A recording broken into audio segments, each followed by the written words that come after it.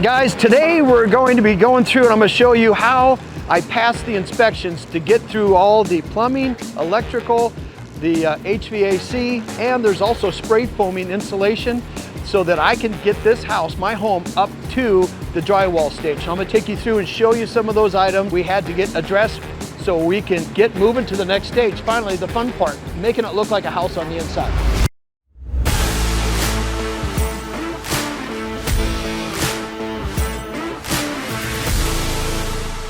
All right, as you can see, we have the insulation truck here. We use Midwest Insulation. These guys do a great job. What I've done, I've asked Juan, the main guy there, said, if this was your house, how would you insulate it? So that's exactly what we're doing here today. And it's really not much different than what I've done in the past. Some people just don't want to spend the extra money on doing this spray foam open cell insulation. I think it's well worth the money because you can never go back and do it again.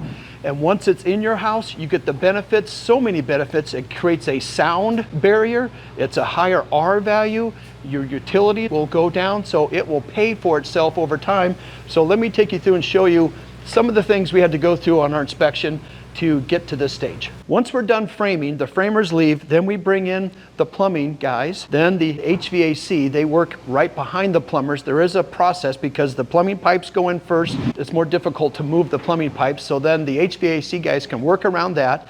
And then the electricians come in and they pull their wires. They have a lot less demanding space than what a plumber would need, as well as the HVAC guys. So those three guys come in.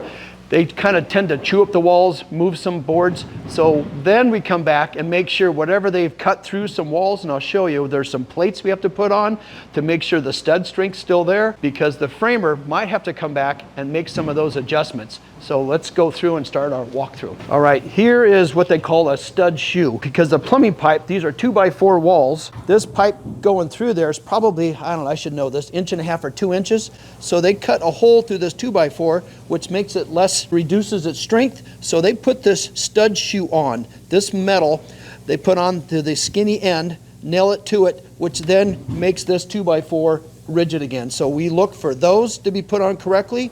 And down here, these are called like a stud plate. They put this metal on, so when they nail the base shoe, it doesn't go into the plumbing pipe, because that's a vent. The last thing you want is somebody nailing through, putting a hole in this copper, and then eventually you have a water leak in your house. That is very bad. Here's that example of where they cut through a 2x4 stud and the copper pipes run through it. See all these steel? This here is when you nail against this at some point, it will stop the nail. You'll know you've got something on the other side that's problematic. So we have these everywhere this plumbing pipe comes through. We got them here, down here, got them here. And because that's an inside corner, that's not necessary. You're not going to be nailing anything in the corner there. A lot of those extra metal plates. Here's another one. You'll see them at the top, middle, bottom. They're everywhere in this house. And that's just something that plumbers have to put on. All right, so now we're in the laundry room. This is what the HVAC guys install and the plumbers come together. So this is the dryer vent. And why is it up high on the wall? I'm doing the stacked washer dryer in this area. So the dryer is up on top, the washer is down below. And reason why the faucet's on the sidewall, it's difficult in our climate to have an exterior wall with the plumbing in it. You'd have to make this almost a 2x8 wall, and I didn't want to lose that room, and because it's stacked, we're putting the plumbing on an interior wall, keeping all this safe from freezing in the wintertime. So on the same location, we've got the HVAC guys, we've got the plumbers, and the electrician. Here's where the dryer plugs in, and here's where the washing machine plugs in. So then, remember these nails? These are those shoes. If they cut the 2x4 too thin, they put a shoe on here, and everything has been done correctly, and that's why we passed. So now I'm in the powder bathroom. Every bathroom has to have an exhaust fan. So we see this up above. The electrician brings that in, and the black venting pipe is the ductwork that the HVAC guys run all the way outside. It has to vent outside. Years ago, you could vent it in the attic. You can't do that anymore. Too much moisture, and that causes problems and mold in your house, so it has to go outside your house. So I know looking between the walls like this is not very exciting. A lot of my homeowners think the house is at a standstill at this stage, but there's, like I said, a lot of people working. There's a fourth guy I forgot to mention, is Wayne, our stereo guy. He puts this blue tube in, and you can see it runs all the way upstairs to the second floor where we're going to have some audio visual, and this runs all the way down because we're keeping all the equipment downstairs in the storage room, so you don't ever have to see it or look for it. But he needs this tube running through the house in case we want to add something. That's his little raceway. My electrician does a really nice job. He ties all these together and makes sure that they're tight to the wall, just so when we're insulation and drywall, they're not moving around. But these black pipes here, that's my geothermal lines. They're running from the downstairs. We have two systems, one downstairs and one up. So these pipes are running upstairs to run the second floor geothermal. So the geothermal is a heating and cooling system that we take the ground water temperature outside. They take wells. So every AC unit that you have in your house, some people have like a 3-ton, 4-ton, whatever tonnage you have, if it's a 4-ton, you're gonna need 4 wells in your front yard. And those wells go 200 feet down and they circulate the solution in the water and come up because they are taking water temperature. Once you get below, I think like 10 feet, the ground is about 56 degrees and they need to cool whatever's coming out of the house, the furnace, which is about in the 80s. They got to cool it to about 56 degrees. They go down, come back up. So now when it comes in the house, it makes sense that you have 56 degree temperature. It's easy to cool your house. But when you're trying to heat it, you're going from 56 to about 72. That little margin is how they are able to convert that temperature into heat. So that's not a very big margin to go from, but that's where the efficiency is. I hope I made sense. The best way I know how to explain that is if you take something hot and put it in your refrigerator, it extracts the heat out, and that's what geothermal does. Okay, the fireplace has to be installed with the flue. This is a real wood-burning fireplace.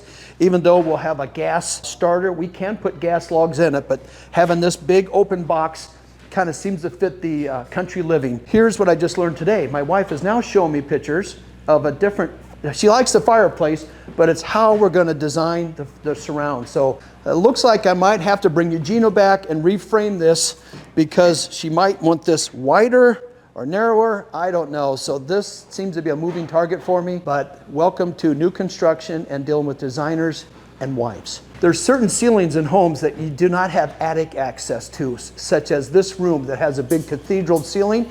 So I'm going to have Juan, his guys are going to come through and they're going to spray foam the entire ceiling, which will give me probably an R value of in excess of R50. It'll be super insulated and also for sound, so that'll be awesome. So as you walk through, you guys, you'll start seeing these little pink circles and dots. This one here represents an outlet. So when they hang drywall, if they come back and they see this line on the floor and there's no outlet cut out, they missed it. Then you'll see these little circles, look straight up. That's a recessed can. So as you go through the house, you'll start seeing these things. Another thing that I do as a home builder is I come through and these are the floor vents. So what I'm doing is I'm taking the outside soffit vents, they're $3 a piece, and I'll nail them and screw them to the floor to keep from pop cans, chicken wings, dirt, dust going down these vents. And because it is vented, in the event it's wintertime, I still can get heat out of it or cooling, but I keep all the junk from going down there. All right, so here we are downstairs in the garage. And because the garage is underneath my house, I have to insulate the ceiling. And what we've done here is these are open trusses, and they're probably, I think they're 18 inches tall.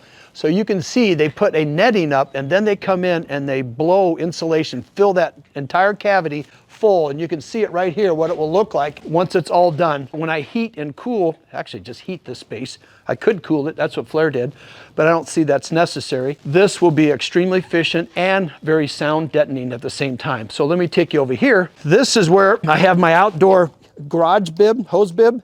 And again, remember, I need these things to be like in a 2x8 wall. This goes back into a closet, but they have all this insulation on to create a back wall, and then they're going to come in and continue spraying this open cell foam that will protect these plumbing pipes, because in the event somebody leaves here in the wintertime and leaves the garage door open, this could freeze, and we need to be extra cautious to foam all the copper piping in this unconditioned space. Okay, downstairs is where I have my furnace room HVAC set up. I was trying to use it under the steps, but it got too big, so now I had to borrow some space from the garage. But if you come in here, you'll see the geothermal lines that have been brought into the house, and this is that pump pack, they call it. But most importantly for the inspector, what he's looking for is anytime I have wires up above that are not in a conduit, we have to now either put drywall or wood on that ceiling. That will come, but before I do that, you'll see this insulation. They've had to come in and blow insulation. He wants to make sure that all that's insulated up above there, which it has been, and that these walls, instead of putting drywall on, because it's during framing, we didn't have drywall readily available, plus I not want that to get wet. So we put up the plywood substrate and we went all the way around, so now we can insulate on the back side. Here's another hot button for the inspector. They call fire stop, and let me show you what that is. You do not want to have, see these ceilings? These ceilings are dropped, and I'll use my board as a pointer. This board is what has to be installed yet. So as this ceiling is below that ceiling, notice that up there? This was just recently put on because you don't want air getting over. In case there's a fire in here, you want to contain it. So this board's been pre-cut and it's going to go right here, straight up, but I can't put it on yet because I need insulation. If I put it on too soon, I'm gonna have something cold and drafty, and it's on the side of the house where all the winds are at. So once I get that insulated, I'll be able to put this on, but I need to take a picture, prove to my inspector that I did it right. Let me show you what it's like to be a plumber. It's a little frustrating because they have to do their groundwork. Remember, when we did that, it was all dirt in here, and they measure off the house to find exactly where the toilet's supposed to go. Well, notice the hole in the floor. All they did when they set that up, they missed it by like that much, which required them to come in, tear out this floor, and move this toilet that was here to there. So that's been fixed. We got the extra dirt to go in, and then we'll fill it full of concrete. But the other barrier we have to do is there is this plastic. We have to put more plastic around, tape it off to continue with our radon protection. So that is a critical fix that we'll have to get done here shortly. Remember I said if the electrician has an exposed wire, it has to be in conduit. That's what this is. This is conduit. Since we're not framing this wall, I just cannot have a wire coming down the wall like I have over here. Since this is exposed wire, this has to get insulated and then we'll drywall over it. But let me show you the electrical panels. Nothing too exciting unless you're an electrician. You'll like looking at this stuff. But here's something new that I've never done before, and I'm doing on this house. I'm gonna put in a solar system, and my goal is to try to keep this house totally off the grid. What I'm learning is it's the battery storage that hasn't really quite caught up with trying to run an AC unit. And electrical furnace is what I have, but it can run the entire house except for that right now. But they're saying I'm about 5-6 months away from making that happen. And that's what all these wires are. And I'm not putting the solar panels on my roof because I don't have enough of them. I'm actually taking, when Chad the Dirt Guy shows up, we're going to take the field a little bit between this house and Flair's haunted house and cutting a path that's about 70-80 foot long and about 40 foot wide, and we're going to lay the panels down. I think there's 35 of them, so I'll keep you posted on that. I'm very excited to see how that turns out. Here's a critical thing when you have a cantilever or an extended part of your house. This is bigger than a cantilever because I got in trouble. If it's supported by something, it's not a cantilever. I do have those on the other side, but because this sticks out and the subfloor has been put in, it's important that I get my insulation guys to spray foam all this here because it's like a bridge. It's just hanging out there, and you never want to put plumbing into one of those things. All right, here's another. If you're an electrician, you think this is cool. To me, it's stuck on the house. You have to have it. Once we paint it, it'll all go away. But I have more than what you need because here's the solar power. So in the event power goes out on my house, it'll automatically switch to solar power. But right now it's going to be on solar all the time, but there's a risk. My OPPD is my power company. If they shut down, then all I have is backup batteries. And so I have to have a way for the house to flip over, is what they're telling me. I might be wrong on this, so I'm still learning. I'll keep you guys posted as I learn all this. This is called an inverter. It will allow me to run in the event there's a big snowstorm, no power. I will have some backup power because of that. But here, this is one of the guest bedrooms downstairs. It has like a patio, but beyond those trees and that wood pile, that's where we're gonna cut out that hill because I don't know what to do with that hill. That will be our solar power hill. The reason why I have this big deep hole here, this down there is where the septic system, we don't have plumbing that hook up to the city sewer and water. We're on a well and we're on septic. So as we know, crap runs downhill. So what we're gonna do is trench out here and down on that hill. We've already done our perk test. You percolate the ground to see water will transfer through it. You wanna make sure it has, I don't know what the right density or how that works, but it has to be able to dissipate water. And we found out it works good right there, and that's where our septic's going. As you can see, I have a few more sheets of siding that needs to go on. I just got a phone call from Eugenio. Today's Monday, and he's been celebrating Cinco de Mayo for a little longer than what I thought he should. And so he got into it a little too heavy, I think, and he asked for Monday off. So I'll have to find out tomorrow what really went down. All right, so that's a little bit of what it takes to get through all the inspections. That's actually the worst part of my job, is going through, it's like going to the principal's office. You got to check all the boxes, and I'm relying on all the subs to do their job. There's a lot to remember and a lot to know, but it looks like, as you know, we've got some great guys working for us, and now we're at the point where we just got a few more pieces of siding that needs to go on. We have the roof on, and that chimney, I was going to put siding on it, but I think it's going to look way better with stone. You guys let me know. I've drawn it 2 different ways. I'm leaning towards stone because, again, I'd rather spend it once. I'm going to live. This is my last house. I've said that like 30 times, but this has got to be my last house. I love it out here. It's going to be awesome. And I got Ralph as a neighbor. Why would I want to move? We've got the insulation guys going. I still got to select my garage doors and figure out a way to get this mud from rolling down the hill. I think it's a grading issue. Chad the dirt guy can help me with that. So you guys, thanks for watching. Please reach out to me, and always please subscribe. That helps me. I'm trying to get to my 100,000 goal, so please help me out with that, and I'll see you guys on the next job site. Okay, I just got off the phone with Kyle, who's doing all the remodel work for us down in Houston, Texas, where Colin Doyle is. He is currently still in the hospital. He's on week 6 of an 8-week stay, so we have a huge push to getting his home done. We're just down to a few things. We're waiting on some the shower tile coming in for the flooring, and Colin is getting a little taste of what it's like to build a house or do some remodeling, because things don't always go as planned. Kyle's doing a tremendous job staying ahead of the schedule. I hope to be down there when Colin gets out of the hospital to review this bathroom that you guys have all helped support.